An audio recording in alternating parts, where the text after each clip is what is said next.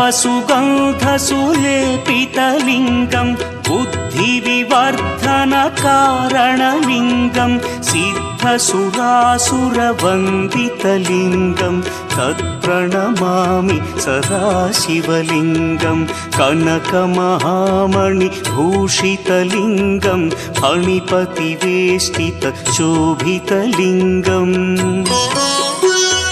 दक्षसुयज्ञविनाशनलिङ्गं तत्प्रणमामि सदा शिवलिङ्गम्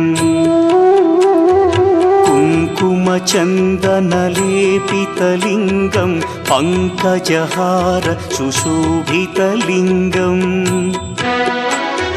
सञ्चितपापविनाशनलिङ्गं तत्प्रणमामि सदा शिवलिङ्गम्